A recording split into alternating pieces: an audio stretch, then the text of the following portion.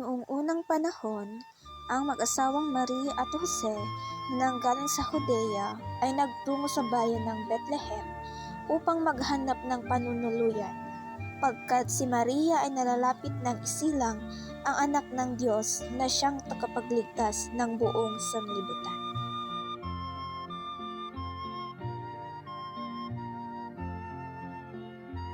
Maria, aking sinta, malayo na ang ating nalakbay. Sana'y puso't tahanay pagbuksan sa gabing ito. Halina't ituloy na natin ang ating paglalakbay.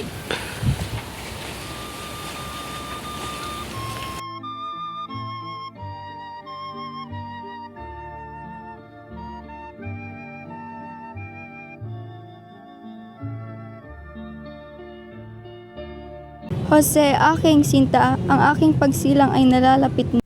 Paumanhin, aking sinta, ngunit kailangan nating dumako sa Bethlehem upang magparehistro at makahanap ng mapatutuluyan.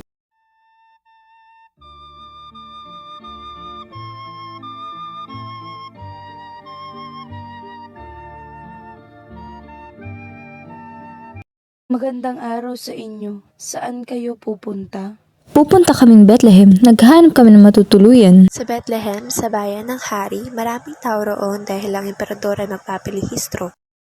Alam namin iyon. Sana may matagpuan kaming matutuluyan.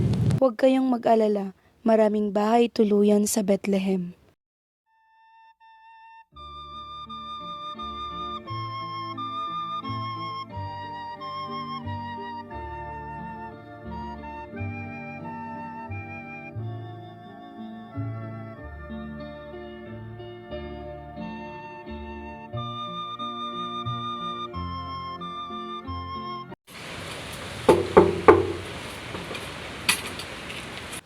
Mahal na Ginoo, iyong ipag-upaumanhin ang aming pagparito, ngunit kami narito upang maghanap ng panunuluyan sa gabing ito.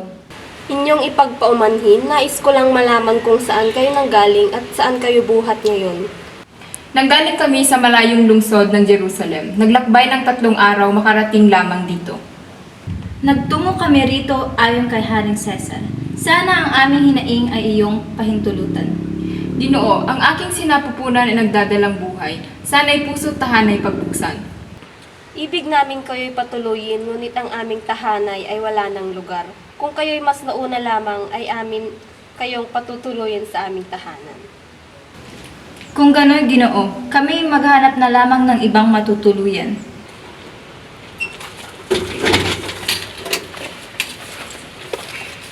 Jose, aking sinta, kung iyong mapapansin, ng ilaw roon ay nakabukas pa. Maaaring may tao pa dito. Halika't ating tignan.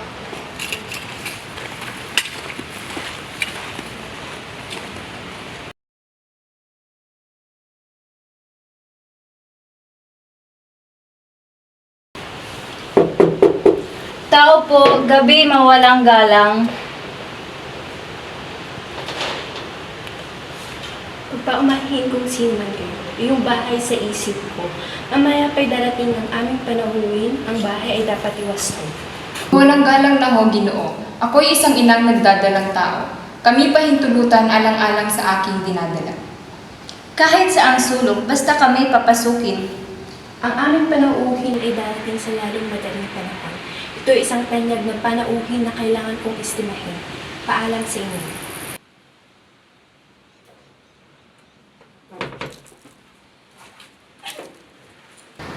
Maria, aking sinta, tila'y mga bahay puno na ng panauhin. Ano pa't gagawin natin? Ang iyong pananampalataya ay pagtibayin. Ang Diyos ay hindi mapagpabaya.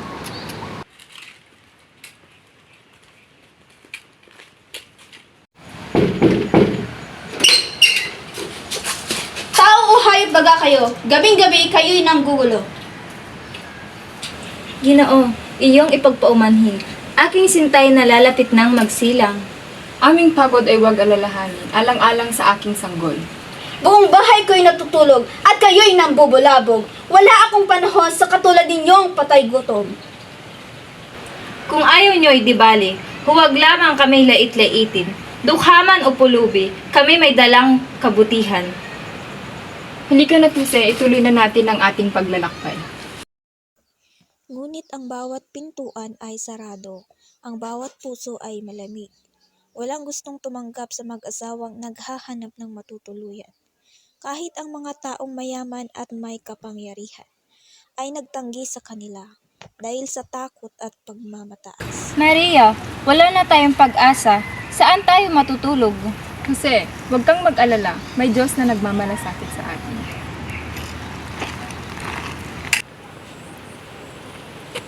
Magandang gabi. Ang ating bayan ay napakasaya. May pesta bukas. Teka, sino ang mga taong ito? Bakit sila'y naglalakad at gabing-gabi na?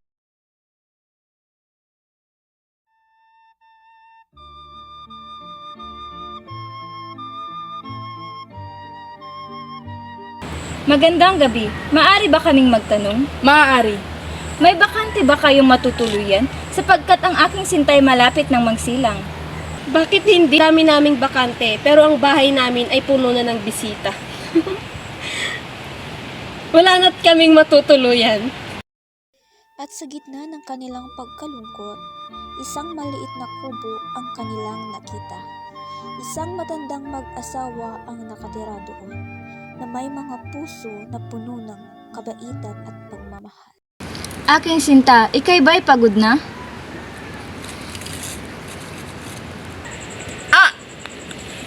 Jose, tila ang bata sa aking sinapupunan ay nais nang lumabas.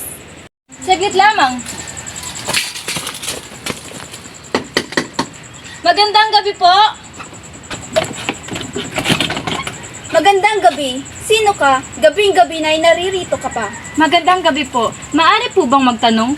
May bakante pa po ba kayong matutuluyan? Sapagkat ang aking asawa ay malapit ng manganak.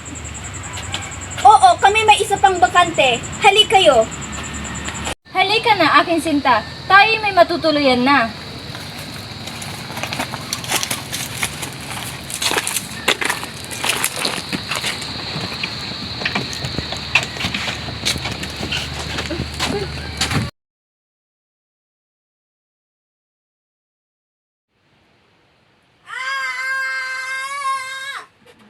At ang kubo na iyon, na naging tahanan ng bagong silang na bata, ay naging simbolo ng pag-asa at pagmamahal.